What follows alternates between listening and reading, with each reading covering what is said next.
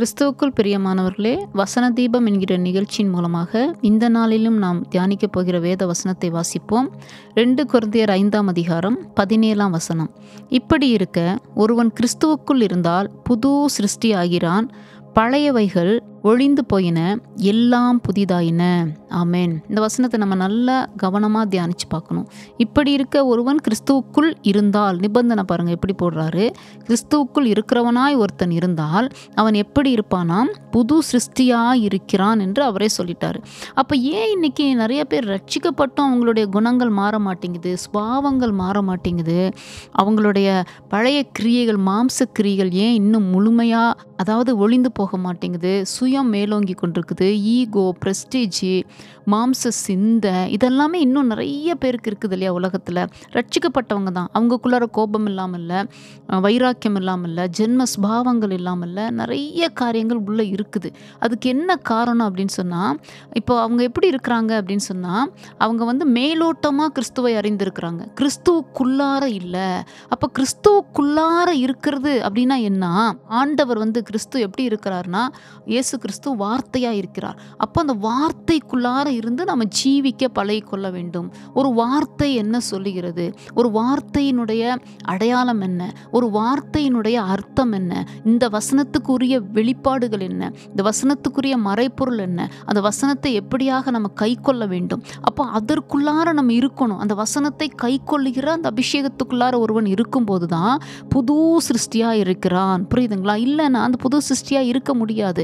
இப்போ தேவனுக்கு பயப்படுகிற பயமே ஞானத்தின் ஆரம்பம் இருக்குது. இன்னைக்கு நிறைய பேர் ஞானமே இல்லை, ஞானமில்லாத காரியங்களை செய்கிறாங்க. காரணம், அவங்க மேலோட்டமாக இயேசுவை ஏற்றுக்கொண்டிருக்கிறாங்களே ஒழிய, கிறிஸ்தவர்களாக இருக்கிறாங்களே ஒழிய, அந்த தேவனுக்கு பயப்படுகிற பயம் இல்லை. அப்போ இந்த வசனத்துக்குள்ளார அவங்க இருந்தாங்கன்னா, தேவனுக்கு பயப்படுகிற பயத்துக்குள்ளார ஒருத்தர் இருந்தானா, அந்த மனுஷன் ஞானமுள்ள ஒரு மனுஷனாய் மாற முடியும். ஒவ்வொரு வசனத்தையும் நீங்கள் தியானித்து பார்த்தீங்கன்னா, ஆண்டவர் அந்த வசனத்துக்குள்ளார இருக்கிறவர்களை தான் புது சிருஷ்டின்னு சொல்கிறாரு. எத்தனையோ நிபந்தனைகள் போடுறாரு. இப்படி தான் இருக்கணும், நான் உனக்கு பயமுள்ள ஆவியை கொடுக்கல, அன்பும் பெலனும் தெளிந்த புத்தியுள்ள ஆவியை கொடுத்துருக்கிறேன்றாரு. அப்போது பயப்படுகிறவர்களாக இருந்தால் கிறிஸ்துவுக்குள்ளார இல்லை. அவர் தான் சொல்லிட்டார்ல, அந்த வசனத்துக்குள்ளார அந்த வார்த்தை சொல்லுது இல்லை, பயமுள்ள ஆவியை நான் கொடுக்கல. அப்போ நம்ம தேவையில்லாத காரியங்களுக்கு பயப்படுறோம், கவலைப்படுறோம். ஒன்றுக்கும் கவலைப்படாமல் என்று ஆண்டவர் சொல்கிறாரு. அந்த வார்த்தைக்குள்ளார இருந்தீங்கன்னா அதான் கிறிஸ்துவுக்குள்ளார இருக்கிற அனுபவம். அப்போ தான் புது சிருஷ்டி. நம்ம ஏன் கவலைப்படணும்? ஆண்டவர் எனக்குள்ளார இருக்கிறார், அவர் என்னோடு இருக்கிறார், என்னை ரட்சித்தவர், என்னை மீட்டு கொண்டவர், எனக்கு நித்திய ஜீவனை கொடுக்க என்னை நடத்தி கொண்டு வருகிறவர், என்னை அவருடைய வருகையில் எடுத்துக்கொள்ள போகிறவர் என்னோடு கூட இருக்கிறார். நான் எதுக்கும் கலங்க மாட்டேன். அவரால் செய்ய முடியாத காரியம் ஒன்றுமே இல்லை. நான் இப்பொழுது பூமிக்குரிய காரியங்களை, எந்தெந்த காரியங்களில் நான் கவலைப்பட்டு கொண்டிருக்கிறோனோ அந்த காரியங்களெல்லாம் அவர் மீண்டுமாக அவர் மாற்றி போடுவார். அவரால் முடியும் என்று சொல்லி நம்ம விசுவாசிக்கணும். வார்த்தைக்குள்ளார் இருக்கணும். அவர் எப்படி இருந்தார்? இயேசு கிறிஸ்து யாரு? அவர் எப்படி இருந்தார்? அவருக்குள்ளார இருக்கிற அனுபவம்னா என்ன? அவருக்குள்ள இருக்கிற ஸ்பாவம் நமக்கு வேணும், அவருக்குள்ள இருக்கிற எண்ணம் நமக்கு வேணும், அவருக்குள்ள இருக்கிற சிந்தை நமக்கு வேணும், அவருடைய சாயல், தெய்வ சாயல் நமக்கு நிச்சயமாக கடந்து வர வேண்டும். அவருக்குள்ள இருக்கிற பொறுமை, அவர் நீடிய பொறுமை உள்ளவருங்க, அவர் மனத்தாழ்மை உள்ளவர், சாந்தம் உள்ளவருங்க. அப்போ அந்த மாதிரி நம்ம இருக்க முடியல. ஏன்னா அந்த வார்த்தைக்குள்ளாரே நம்ம போக மாட்டேங்கிறோம். மேலோட்டமாக அவையில் பெலன் இருக்குது, எல்லாமே இருக்குது, சர்ச்சுக்கு போகிறோம், விஷனில் இருக்கோம், எல்லாமே பண்ணுறோம். ஆனால் அவருக்குள்ளார இருக்கிற அனுபவம் என்று சொல்லும்போது 2 விதமாக இருக்கலாம். ஒன்று, வார்த்தைக்குள்ளிருந்து நாம் பழகி கொள்ள வேண்டும்.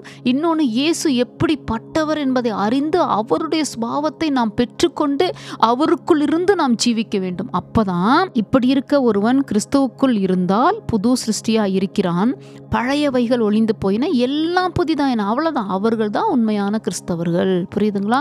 கிறிஸ்துவை போல இருக்கிறவர்கள் தான் கிறிஸ்தவர்கள், கிறிஸ்துவோடு இருக்கிறவர்கள் தான் கிறிஸ்தவர்கள், கிறிஸ்துவுக்குள்ளார ஜீவிக்கிறவர்கள் தான் கிறிஸ்தவர்கள், அவர் சொன்ன வார்த்தைக்கு கீழ்ப்படுகிறவர்கள் தான் கிறிஸ்தவர்கள். மற்றபடி நம்ம எல்லாருமே கிறிஸ்டியானிட்டியில் தான் இருக்கிறோம், இல்லைன்னு சொல்ல வரல.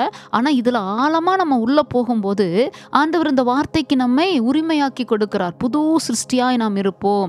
தேவனுடைய புது பிறப்பாக, மறுபடியும் பிறந்த அனுபவத்தை நாம் காத்து கொள்கிறவர்களாக, கடைசி வரைக்கும் அந்த மறுரூப அனுபவத்தில் இருக்கிறவர்களாக நாம் இருக்க முடியும் என்பதற்காக. யார் அப்படி இருக்க முடியும்?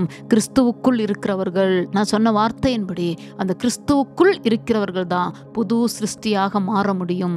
ஜென்மஸ்பாவங்கள் அழிக்கப்படும், மாம்ச சிந்தைகள் ஒரு முடிவுக்கு கடந்து வரும், தேவனுடைய நாமம் மகிமைப்பட ஆரம்பிக்கும், தேவ கிருபை சூழ்ந்து கொள்ளும், தேவனால அவர்களை வைத்து அநேக காரியங்களை செய்ய முடியும். ஊழியத்தின் பாதையில் ஜெயம் உண்டாகும். சத்துரு பார்த்து பயப்பட ஆரம்பிப்பான். கிறிஸ்துவுக்குள் இருக்கிறவர்கள் அவன் பார்த்தாலே அவன் நடுங்க ஆரம்பிப்பான்.